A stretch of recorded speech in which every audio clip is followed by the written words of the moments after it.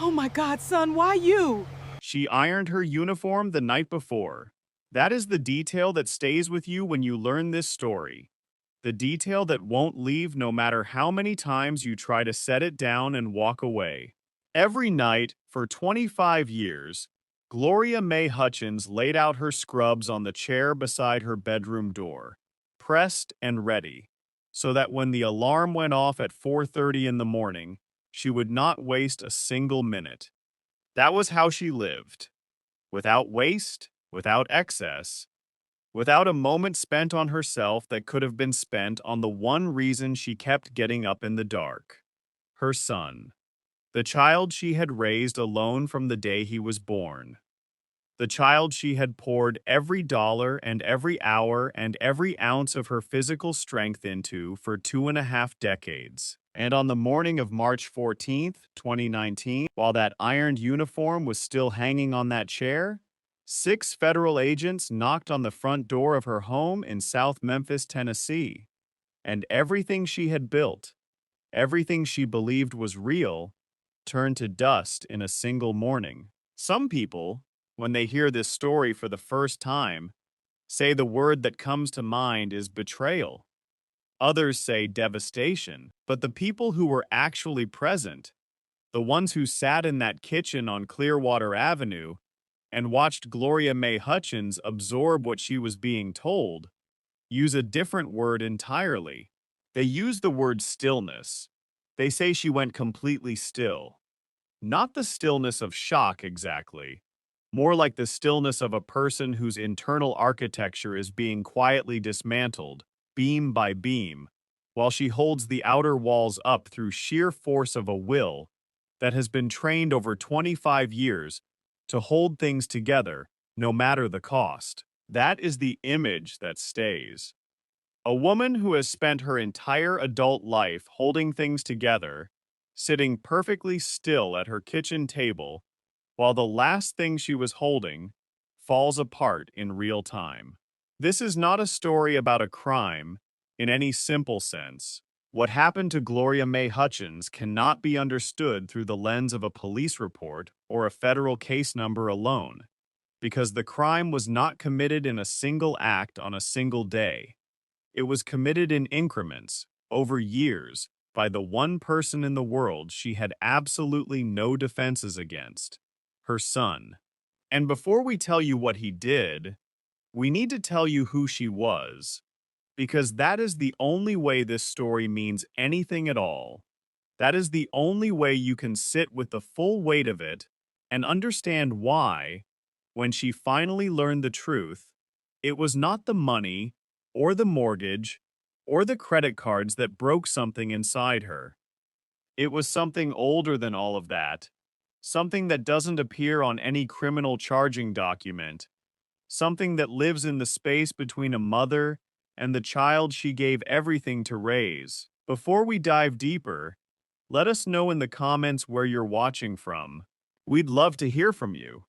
And don't forget to hit that subscribe button so you never miss any of our upcoming videos. Here is what you need to know going in. Gloria Mae Hutchins raised her son Marcus entirely alone. His father was gone before the ink dried on the birth certificate. She worked 2 jobs for the better part of 25 years: the laundry department at a Memphis hospital during the day, and the overnight shift at a nursing home 3 nights a week. She did this for one reason only, and she would tell you plainly if you asked: her son. So the first question this story forces you to sit with is this: what exactly was Marcus doing while his mother was working herself into the ground? Because it was not what she thought, not even close. The second question is harder. For how long? Because the answer will change the way you think about every detail that came before it. And the third question, the one no one in this story has been able to answer, not the investigators, not the attorneys, not Gloria herself, is the one she asked aloud in the years since. She asked it quietly, the way she does everything. She said, "Where did I lose him?" Nobody in any room she has asked it in has been able to answer her. That question lives at the center of this story like a stone that will not move. Gloria Mae Hutchins was born in 1967, the second of four children, in a two-bedroom house on Keel Avenue in South Memphis, Tennessee. Her father drove a delivery truck for a wholesale food distributor and worked the same route for 31 years without once calling in sick, because that was what you did in that household. You showed up. Her mother cleaned houses in the wealthier neighborhoods on the east side of the city, taking the bus both ways, leaving before the family was awake, and coming home after dinner was already done.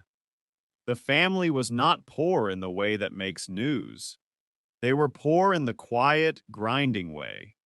The way where you are never without food, but you are never without the low hum of financial anxiety living just beneath every conversation about the future. Gloria absorbed that the way a child absorbs everything in their environment, without naming it, without fully understanding it, but in a way that shaped everything about how she moved through the world. She grew up knowing that things did not come unless you went and got them. That waiting was a luxury belonging to other people. She was a sharp student throughout school. Her teachers noted that she had a gift for retention. She could hear something once and hold it.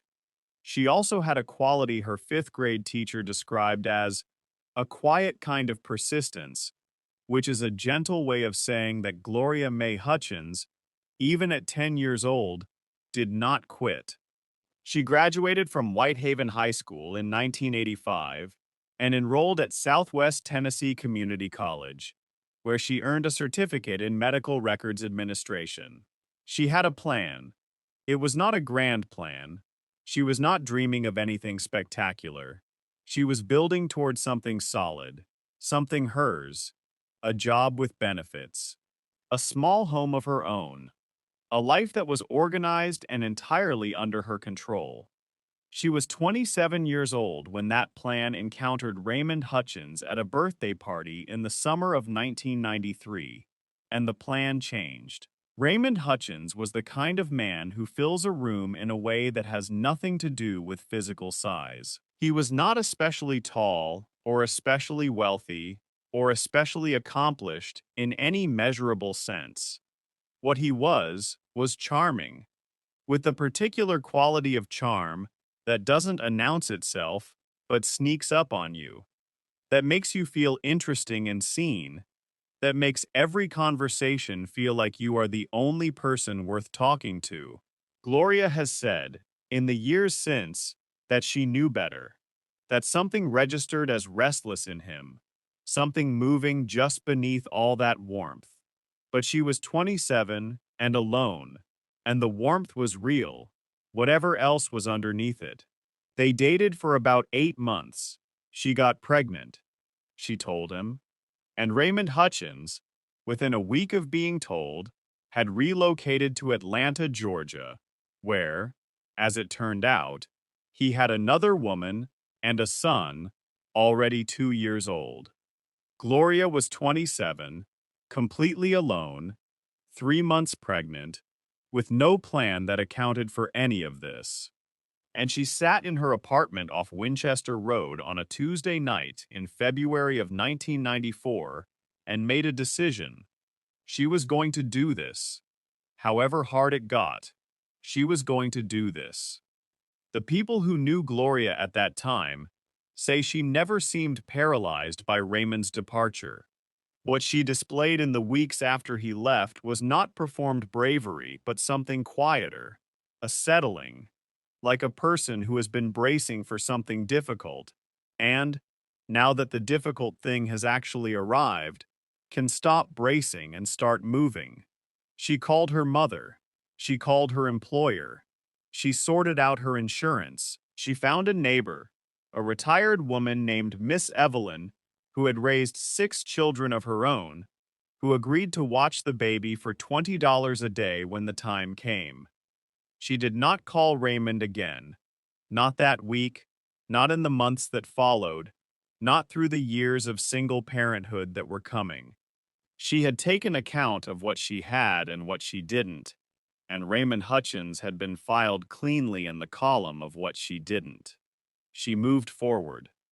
Marcus Damon Hutchins was born on September 14, 1994, at Regional Medical Center. The nurses said he came into the world calm, not screaming the way most newborns announce their arrival, but quiet and alert, like a person who has arrived somewhere and is immediately taking stock of the surroundings.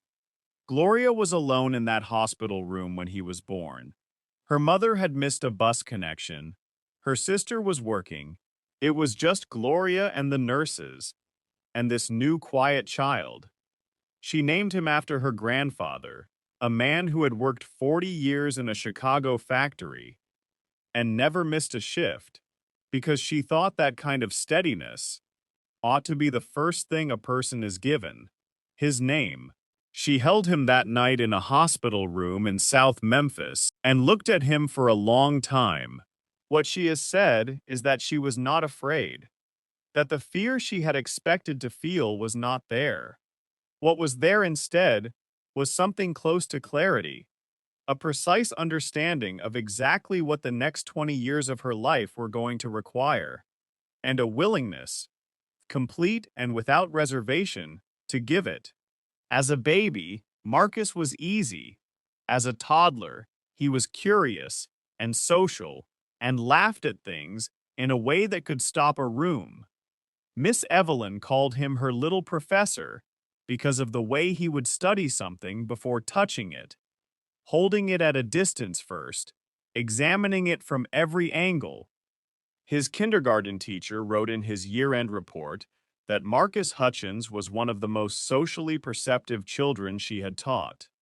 He knew, even then, how to read people, how to figure out what they wanted, and deliver it in the precise measure required to get what he wanted in return. These are the things that look like gifts when a child is 5 years old. They look like something else entirely when that child is 24 and operating a drug distribution network across 4 Memphis neighborhoods, while his mother sleeps 3 miles away in an ironed uniform, believing in him completely. Starting when Marcus was 3 months old, Gloria went back to work. She had 6 weeks of maternity leave, and she used every day of it. But on the 53rd day, she put on her uniform and took the bus to Baptist Memorial Hospital and returned to the laundry department, because the bills did not pause for the arrival of a new person in the world. She worked in the hospital laundry from 6 in the morning until 2:30 in the afternoon, processing linens in a facility that ran at roughly 85 degrees for most of the year. On Monday, Wednesday, and Friday nights, she worked the overnight shift at Sunrise Gardens Nursing Home on Winchester Road, doing everything from mopping floors to sitting with residents who could not sleep and who needed the company of a warm, attentive person more than they needed medication. By the time Marcus was in first grade, Gloria was making just under $24,000 a year between both jobs. It was not enough. It was never enough. But she had an extraordinary talent for making not enough function as just enough. And she exercised that talent every single day, without complaint, and without the smallest indication to Marcus that anything was ever less than fine. The sacrifices were not abstract, and this matters enormously. When people speak about sacrifice in broad terms, it tends to sound noble and distant. Gloria's sacrifices were specific and daily and accumulated over so many years that they became invisible, the way things do every day become invisible. She did not buy new clothing for 7 years after Marcus was born. She wore what she had, and when things wore out, she went to the Goodwill on Lamar Avenue. She did not have cable television until Marcus was 12 and asked for it consistently enough that she finally calculated whether the monthly cost was manageable. She drove a 1991 Buick LeSabre that she kept running through sheer determination and the goodwill of a mechanic named James from her church, who Gloria paid in food more often than in cash. She did not take a vacation for 14 consecutive years. Not a weekend trip. Not a single night away. She worked every day so that Marcus could have what she had never had. And Marcus did have it. He had almost everything she could give. New shoes when he needed them. School supplies at the start of every year. The good ones. Lunch money. Birthday cakes from scratch. A bedroom with a door that locked. In a house that Gloria owned. Not rented. Owned. Because she had scraped together a down payment over 4 years and signed the papers on a small brick house on Clearwater Avenue in 1998, when Marcus was 4 years old. She had built something, from nothing, with her own hands and her own hours and her own body.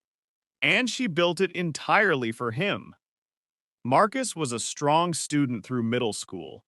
His teachers described him consistently as perceptive and engaged, with particular sharpness in English and social studies, subjects that rewarded the ability to understand motivation and context, which Marcus possessed in abundance. His 8th grade English teacher, a woman who had been teaching in Memphis for over 30 years, once told a colleague that Marcus Hutchins was one of the most naturally persuasive young people she had ever taught. She meant it as a compliment. The word persuasive felt like a gift in that context, like a quality that would open doors, carry him into law or business or something with scope. In the years since, when people have gone back over the details of Marcus's early life, looking for the moment where the trajectory bent, that particular compliment comes up often, because the quality she was describing, the ability to understand exactly what a person needed to hear and then deliver it without hesitation, is a quality that opens a very specific kind of door when it is not paired with conscience. The first sign that something was shifting came when Marcus was 15. He started coming home with things Gloria had not purchased and had not given him money to buy. Small things at first, a pair of headphones she didn't recognize, a jacket she had never seen. She asked about the headphones, and he told her, without a moment of delay, that they belonged to a friend who had let him borrow them. He said it with the ease of someone telling a plain truth. No pause, no shift in the eyes, no adjustment of expression. She believed him because she had no reason not to. A few weeks later, the jacket appeared and received the same explanation. Gloria accepted this. She was a woman who had built her life on the assumption that the people close to her were honest, and she had no reason yet to revise that assumption when it came to her son. But something registered, something small and nameless that she filed away without understanding what she was filing, the way you notice a detail that seems insignificant and tuck it somewhere in the back of your mind, not knowing you will eventually need it. The shoes were different. When Marcus was 16, he came home on a Friday afternoon wearing a pair of basketball shoes that Gloria knew for a fact cost $180 because she had stood beside him in a store window 2 weeks earlier and told him they would have to wait.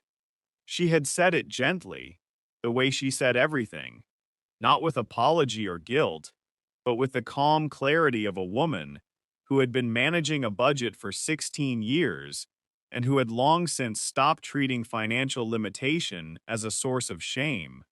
They would have to wait. Maybe for his birthday. Marcus had nodded and said he understood.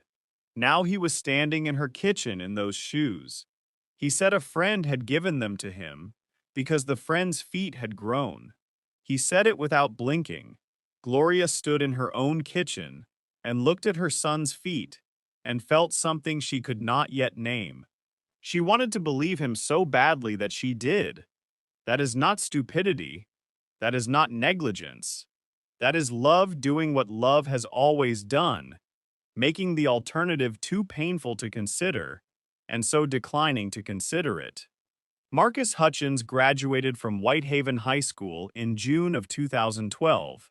He told Gloria he had a job lined up in logistics, warehouse work in South Haven, across the state line into Mississippi.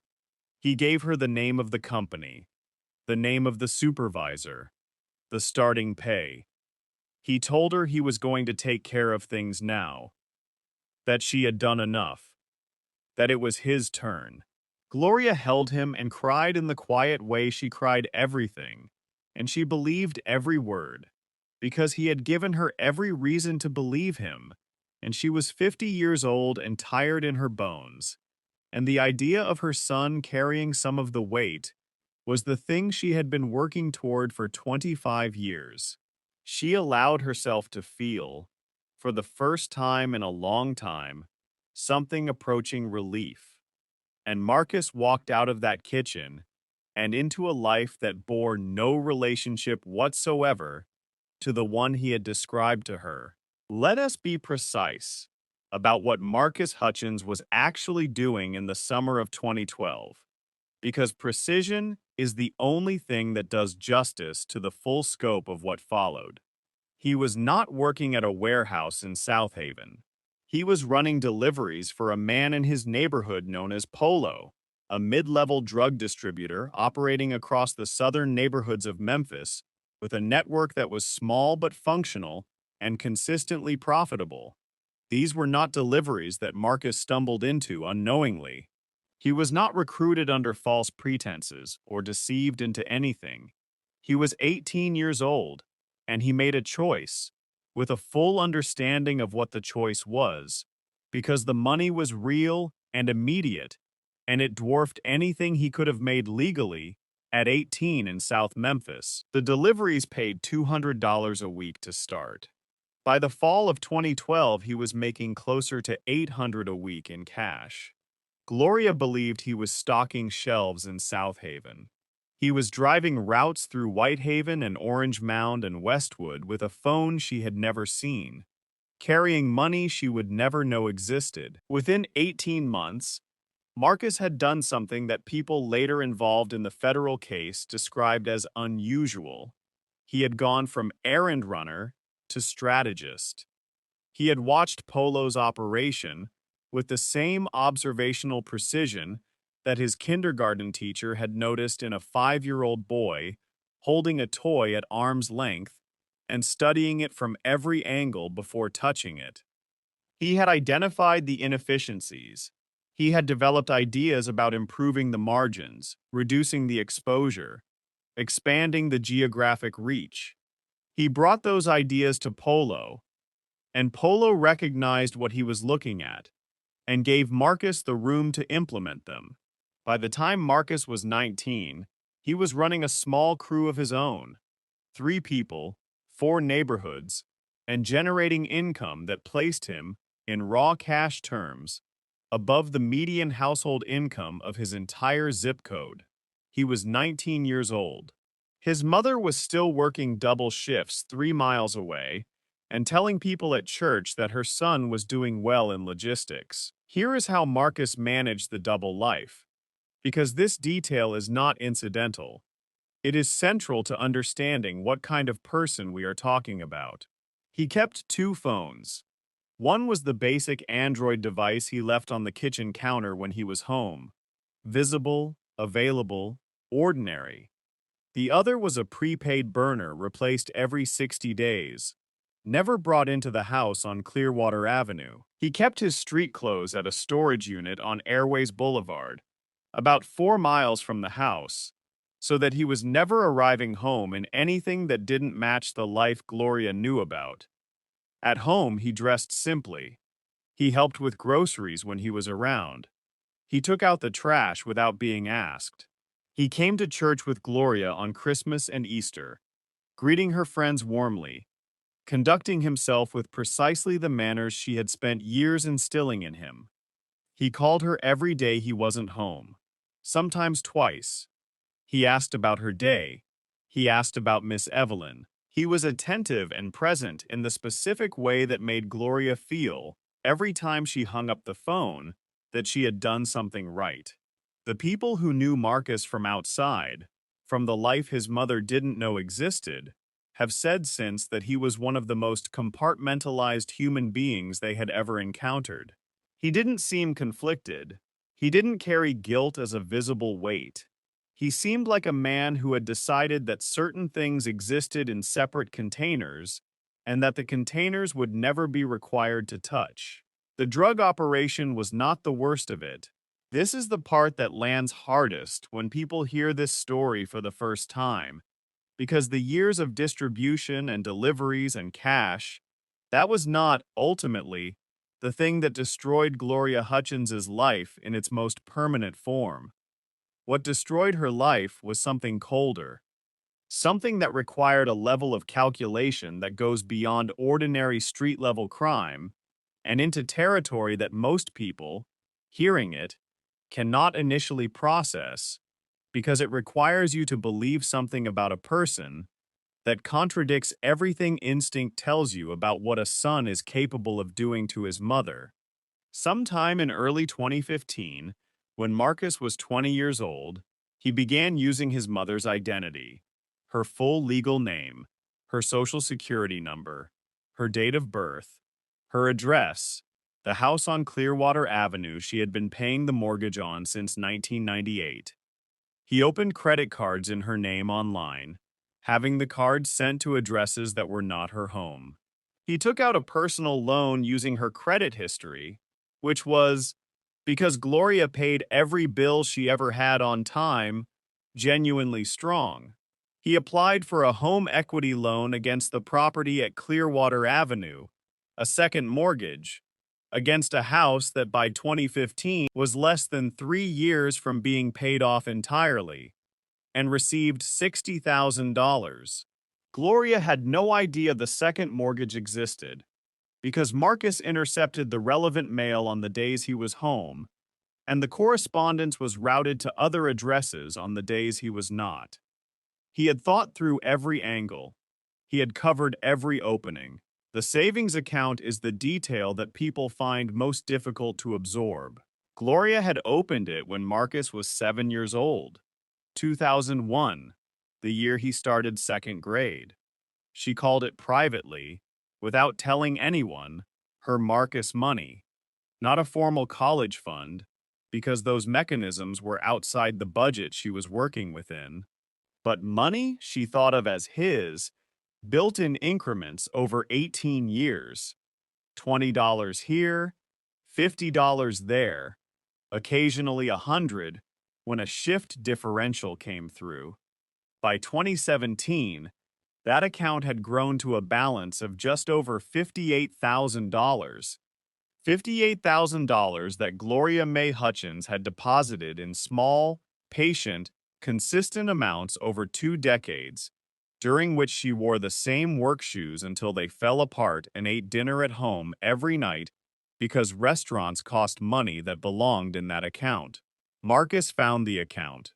He found the online banking credentials through documents in the house, or through watching, or through the particular talent for patient observation that had always been his defining quality. And over the course of 18 months, in transactions small enough not to trigger automatic fraud alerts, he transferred the entire balance to accounts he controlled. He stole the money she was saving for him, every dollar of it. There was one more thing Gloria did not know, one more element of a life she had no knowledge of, existing in the blind spot that her trust had created. In 2016, a young woman named Tamara, 22 years old, working as a home health aide in the Bartlett area of Memphis, gave birth to a daughter. The baby's name was Amara. Marcus had been with Tamara for almost 2 years when Amara was born. He visited. He brought cash. He told Tamara he wasn't ready to introduce the baby to his family yet, that he was working on it, that these things took time. Tamara believed this for longer than she should have, because she had a newborn, and limited support and hope is something most people cannot simply choose to put down, even when the evidence is clearly telling them they should. Marcus's daughter Amara was 2 years old before her grandmother had any idea she existed. The woman who had spent 25 years doing everything she did so that her son would have a good life did not know that her son had a child. She did not know she was a grandmother. She had been denied that knowledge by the same person who had been taking everything else. By January of 2019, the Drug Enforcement Administration had been watching Marcus Hutchins for 11 months.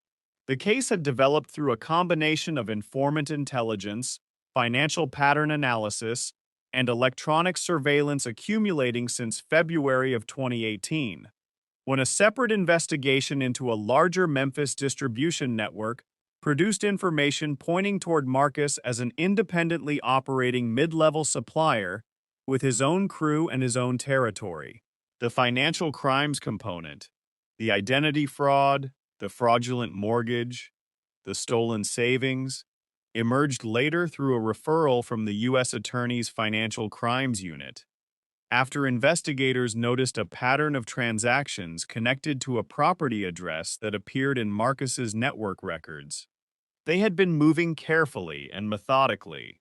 By March of 2019, they had built a case file that the lead prosecutor would later describe as one of the more complete packages she had taken to a grand jury in her career.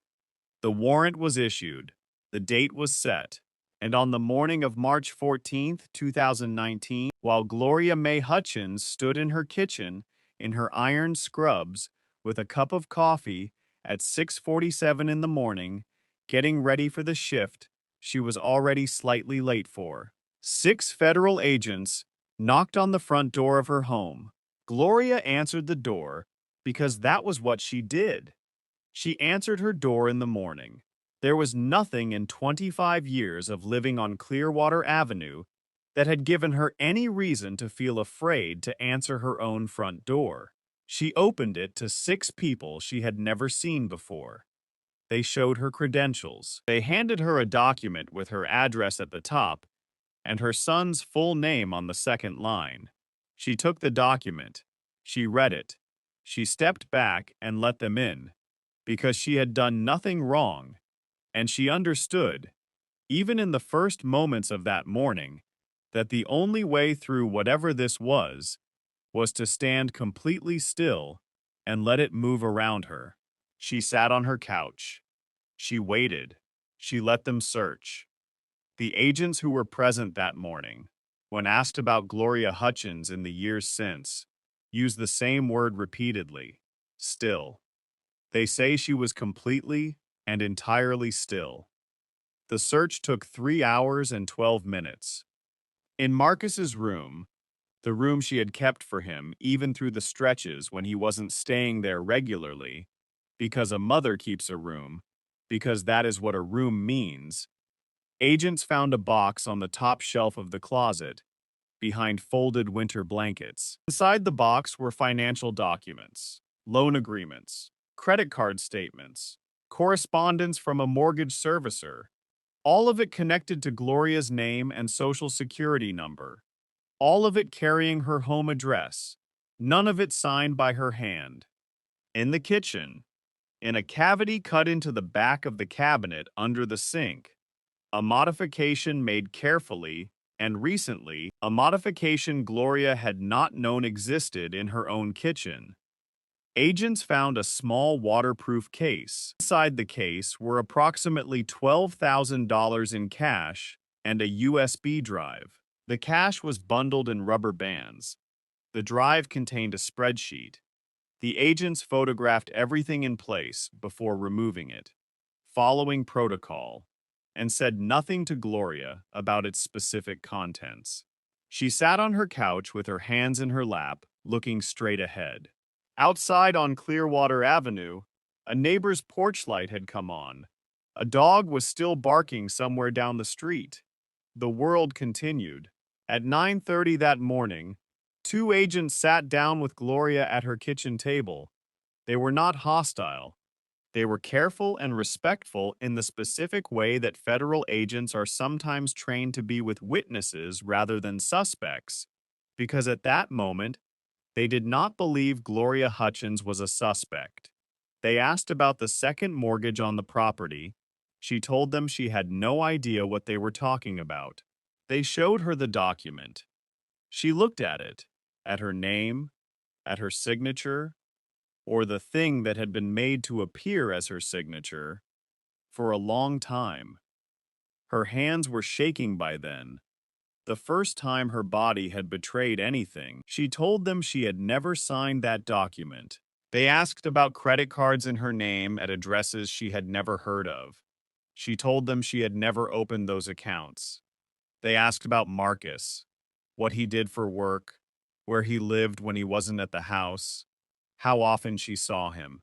She answered every question, completely and without evasion, because she had nothing to evade. She answered and answered and answered. And then at 9:48 in the morning, the landline on the kitchen wall rang. Federal investigators had placed a tap on the landline at Clearwater Avenue as part of the authorization covered by the search warrant. They were present in the kitchen when the call came in at 9:48. Marcus was calling from a prepaid phone he had purchased the previous week. He did not know when he dialed that anyone other than his mother would be aware of the conversation. What he said, in a voice described by the agent present as calm, controlled, and measured, was that she should not say anything to the agents, that everything was going to be fine, that he would explain everything, and then he said something that took the conversation somewhere that changed the entire morning. He told his mother that if the agents asked about the second mortgage, she should tell them she knew about it, that she had signed the papers, that it would be better for both of them if that was what she said. There was a pause after he finished speaking. Gloria's hands were still on the table. The agent beside her was very quiet. The kitchen was very quiet. And then Gloria said, "Marcus, did you do this?" And the line went silent. 14 seconds. That is how long the silence lasted before Marcus Hutchins said anything. The agent present that morning, a man who had been doing federal law enforcement for over 20 years, said later that he had almost never heard a silence quite like that one.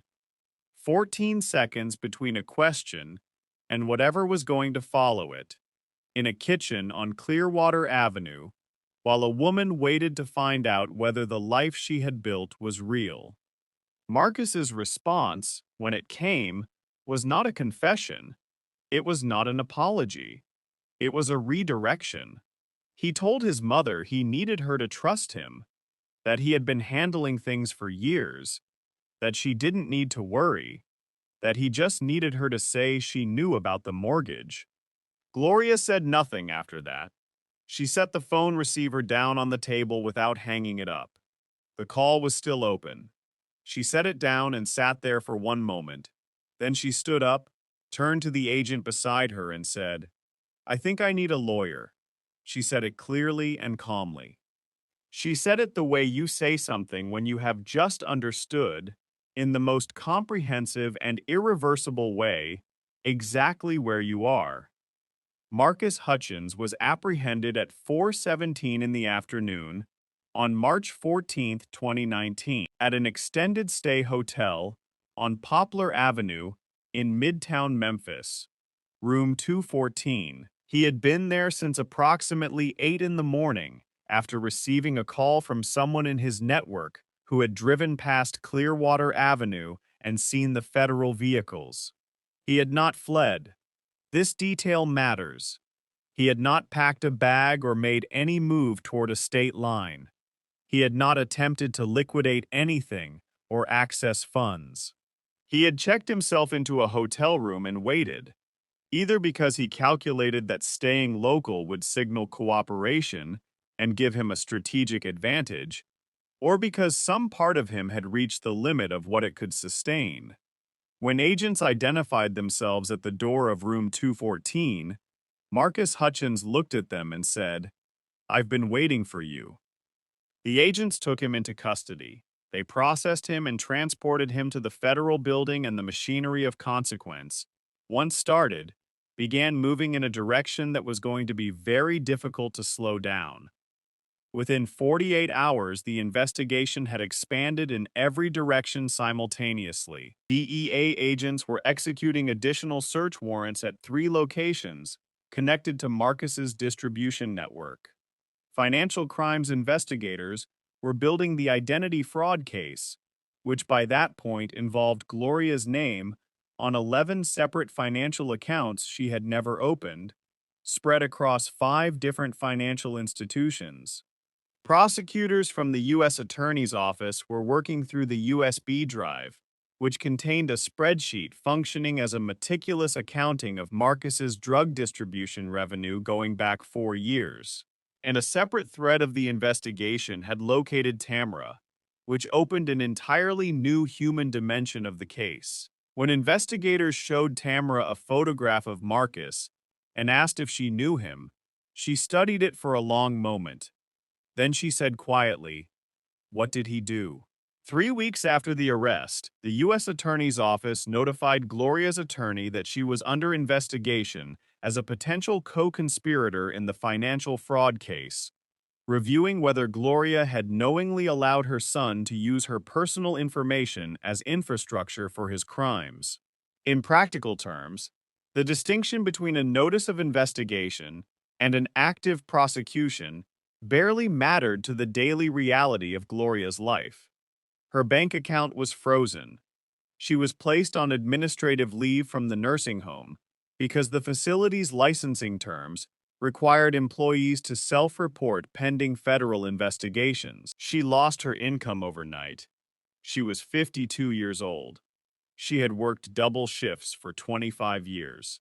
She had built a credit history and a savings account and a home from pure discipline and sacrifice. And in the span of 72 hours, she had lost all of it. Not because of anything she had done, but because of everything she had trusted. Gloria Hutchins did not fall apart. The people who were with her in those weeks say this with a consistency that is itself striking. She wept because she was a human being and everything had been taken from her. But she did not become incapacitated. She went to her attorney's office. She answered every question investigators put to her, voluntarily and fully, and without a single omission, because she had nothing to hide. She turned over every document, every bank statement, every piece of mail, every receipt she could locate going back years. She made it structurally impossible to believe she had been a willing participant in what Marcus had done, because she hadn't been, and because the evidence of her actual financial life, the carefully maintained financial life of a woman managing on $24,000 a year, told a story completely inconsistent with a person who had access to $90,000 in fraudulent credit. The federal investigators recognized what they were looking at. The review moved, and on April 29, 2019, a letter arrived at her sister's house on Mill Branch Road, where Gloria had moved when the mortgage payments became impossible. The letter from the U.S. Attorney's Office stated that the investigation into Gloria Mae Hutchins's potential participation in the financial fraud had been closed, that the government had concluded, based on the totality of evidence, that she had no knowledge of and did not willingly participate in the fraudulent use of her identity or the unauthorized mortgage taken against her property. She was cleared, completely. Gloria's sister, who was present when the letter arrived, has said that Gloria read it twice before she looked up. She held the single page and read it the way she read everything, carefully, fully, without skipping. Then she folded it along its creases, put it back in the envelope, and held it in her lap. She was crying, her sister said, but not the way you cry when something good happens. The way you cry when something has been happening to you for a long time, and you only now understand its full dimensions. Being cleared of the fraud did not undo the fraud. The mortgage was still in default. The credit accounts were still in collections. The savings account, 18 years, $58,000, was still gone. The letter told her she was not a criminal. It did not tell her how to live in the wreckage of what a criminal had made of her life. When Gloria's attorney laid out the complete financial picture in early May of 2019, the numbers were as follows. The second mortgage Marcus had taken against the Clearwater Avenue property had a remaining balance of approximately $54,000 and was 9 months in arrears. The original mortgage carried a remaining balance of around $12,000. Combined, the property held total debt of $66,000 against a home valued at roughly $78,000, meaning the equity Gloria had spent 21 years building was almost entirely consumed. The credit card accounts opened in her name carried a combined balance of nearly $31,000, almost all in collections, with 3 accounts resulting in civil default judgments entered against her name. And then there was the savings account, the $58,000, the Marcus money, transferred out over 18 months by a man who had watched his mother work double shifts for as long as he could remember, and who had decided at some point that he wanted what she had saved more than he wanted to be the person she believed she had raised. The full financial toll when everything was tallied exceeded $140,000. $140,000 from a woman who had never earned more than $30,000 in a single year. Marcus Hutchins entered a guilty plea in August of 2019 to 4 federal charges: conspiracy to distribute a controlled substance, 2 counts of bank fraud, and 1 count of aggravated identity theft. Specifically, the aggravated identity theft of his mother, Gloria Mae Hutchins. The plea agreement set the sentencing range at 14 to 18 years in federal prison, with the identity theft charge carrying a mandatory consecutive term of 2 additional years that could not be reduced regardless of what the judge decided on the remaining counts. Prosecutors asked for 16 years. Marcus's attorney argued for 14. Both sides submitted sentencing memoranda, and the prosecution's memorandum included, among its attachments, a victim impact statement from Gloria, submitted in writing because she could not bring herself to deliver it aloud in that courtroom. She wrote it once, signed it, and has not read it again since. What Gloria wrote in that statement has not been published, and the details here are drawn from accounts of people present at the sentencing who knew its contents. She did not write about the money or the mortgage or the credit accounts. Those things were in the prosecutor's documents. What she wrote about was the morning of March 14, 2019, when she stood in her kitchen in her iron scrubs with a cup of coffee and went to answer her door. She wrote that for 25 years, she had believed that everything she was doing, every 4:30 alarm, every double shift, every Goodwill trip, every Sunday she worked when she wanted to rest, was building something. A foundation, a life, a person. She wrote that standing at that door looking at those federal agents was the first morning in 25 years she understood she had been building alone, that she had always been building alone, and that she wished she had known that sooner, not because she would have stopped, but because she could have built something for herself at the same time. The federal judge who presided at sentencing made remarks that people present described as unusually personal for that type of proceeding. She said she had processed a significant number of financial fraud cases in her years on the bench and had read many victim impact statements. She said the statement submitted by Gloria Hutchins was one of the most quietly devastating documents she had encountered in a professional capacity. She addressed Marcus directly and told him that the court had taken into account not just the financial total of what had been taken from his mother, though that total exceeded $140,000, the relationship that had been built in its entirety on a deception that Marcus had maintained with extraordinary consistency and without apparent remorse for the better part of a decade. Then she sentenced him to 17 years in federal prison.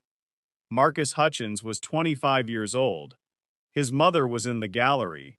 He did not look at her once during the entire proceeding. While the legal process moved forward, something was happening outside the courtroom that would add the final human dimension to this story.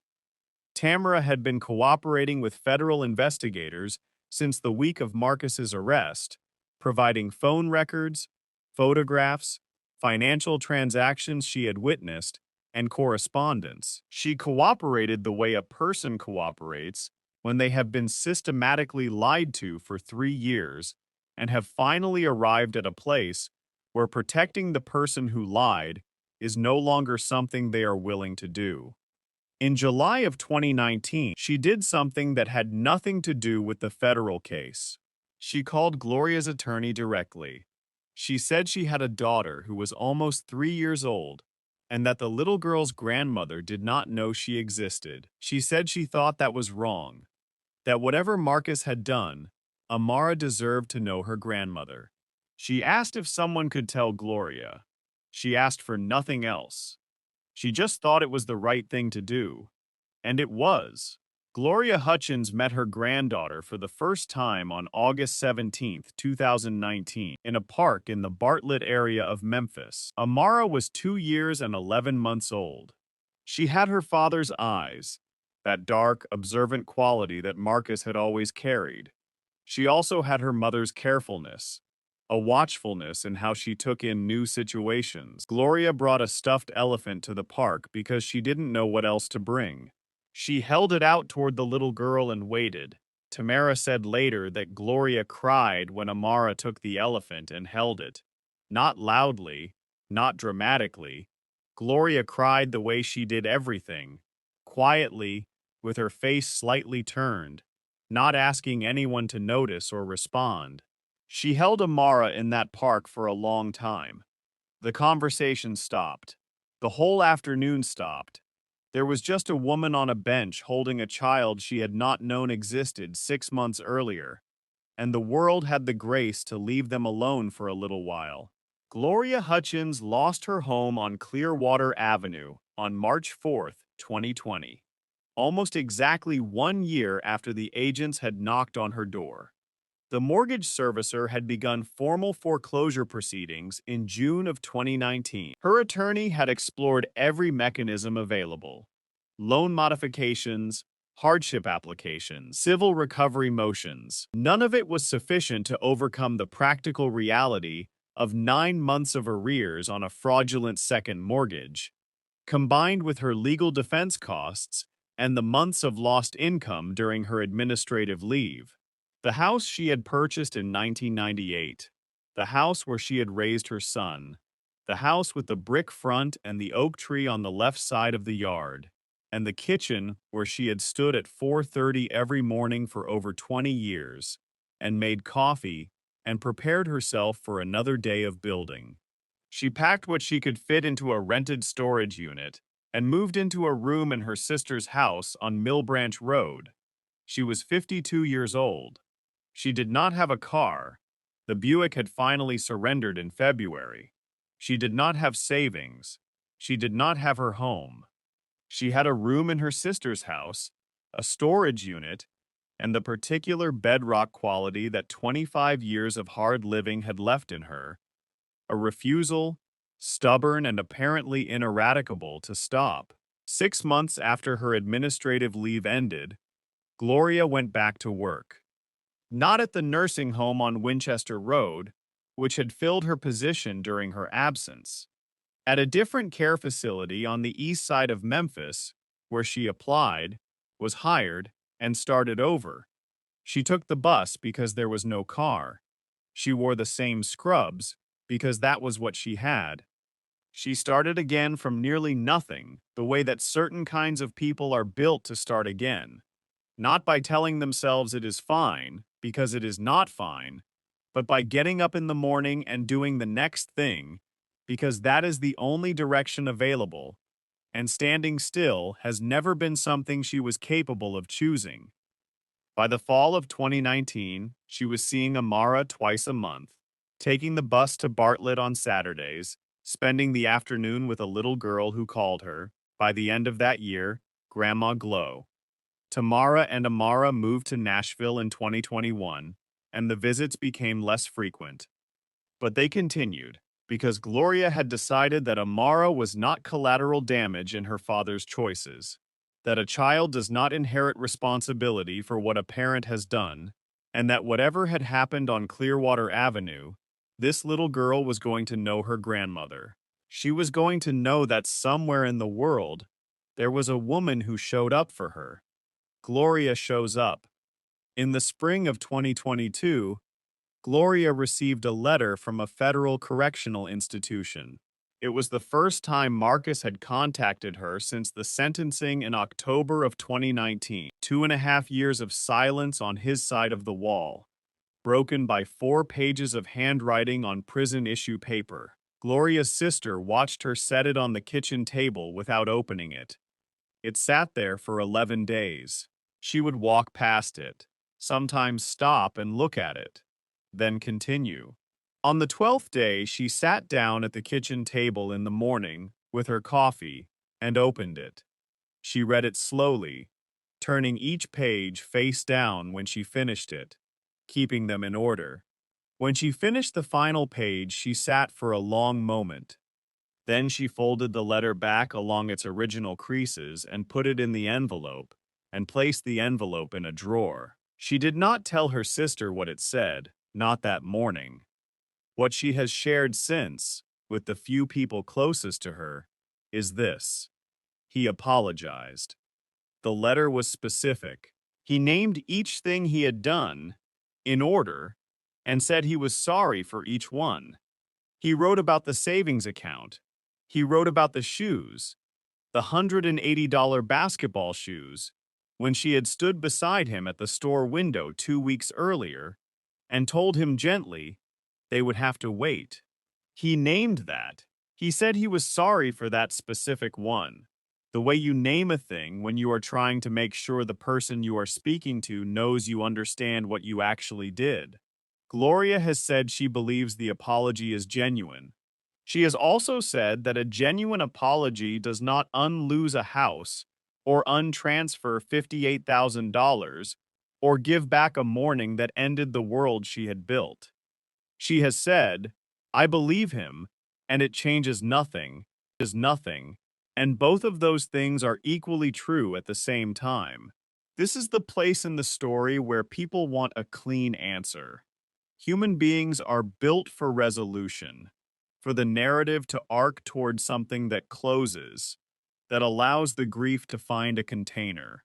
People want to know if Gloria forgave Marcus, if she wrote back. If there is a version of this that moves toward repair, these are not unreasonable wants. But life does not always provide these arcs, and this story is not going to provide one, not because forgiveness is impossible, but because forgiveness, even when it is real and moving and in process, is not the same thing as resolution. What Gloria has said, carefully, choosing her words the way she chooses everything, is that she is working on understanding what happened, not on excusing it, not on rebuilding a relationship with a man who will be in federal prison until she is in her late 60s, but on understanding it because she has found that understanding is the only thing that gives the grief somewhere to go besides inward. She is still working on it. She does not know if she will finish working on it before he comes home. She holds these uncertainties with the same quiet steadiness that she has held everything. There is a question at the center of this story that has no clean answer and that needs to be asked anyway. Where did Gloria lose him? Not legally. The legal record is complete and sealed, but humanly.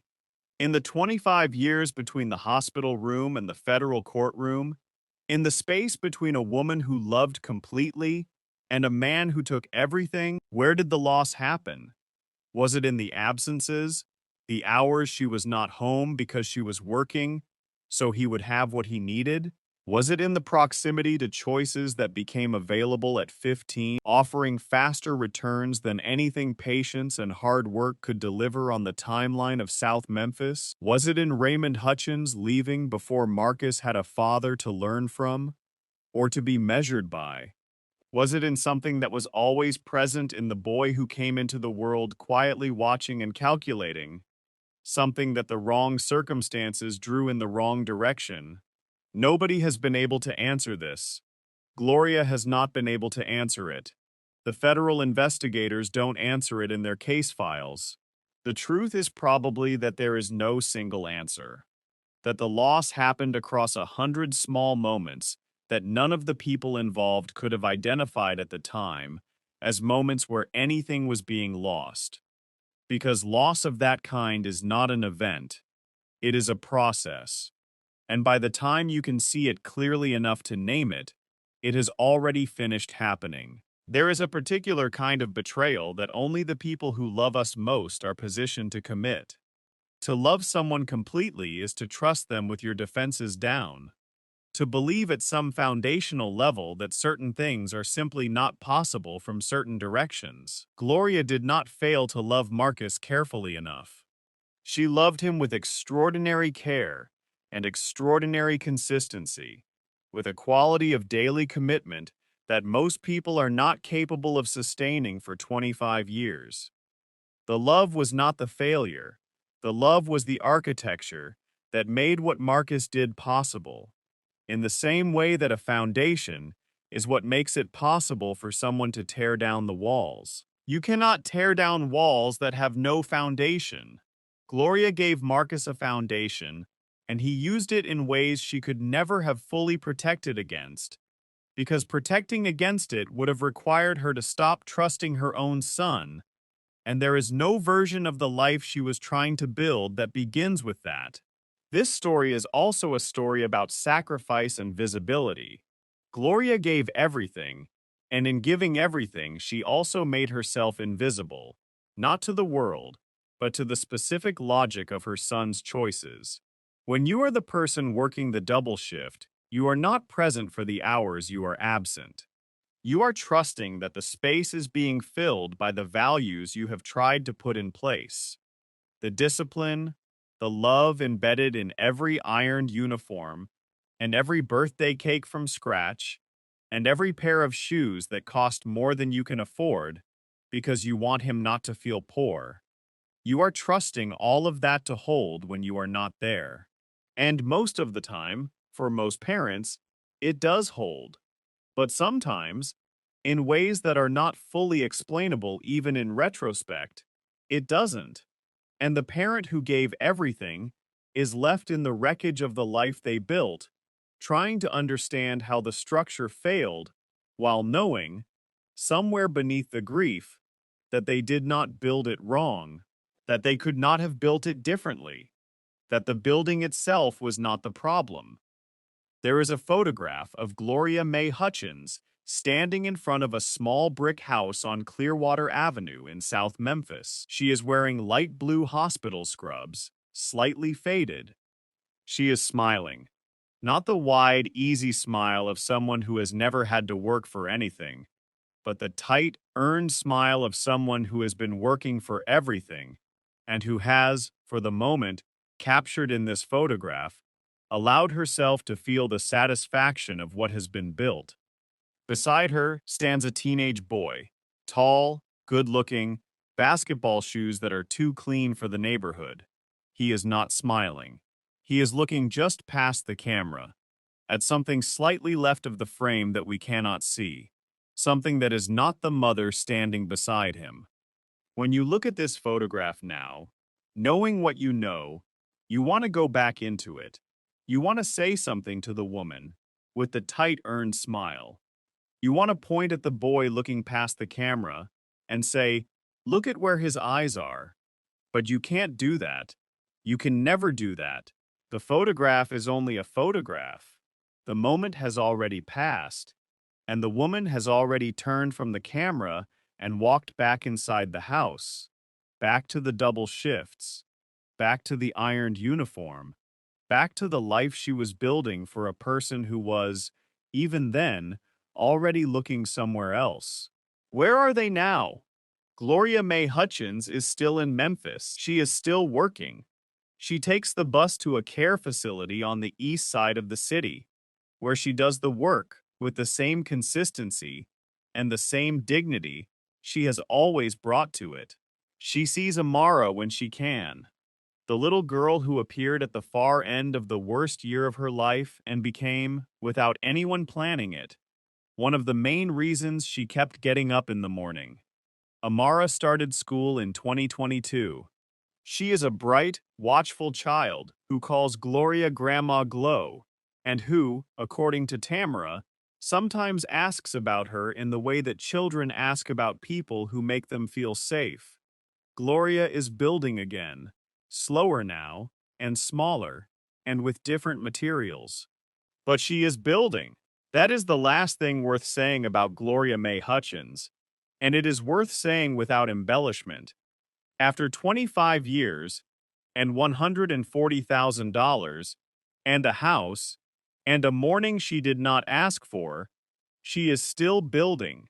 That, more than the crime, more than the verdict, more than anything else in this story, is the thing that deserves to be remembered.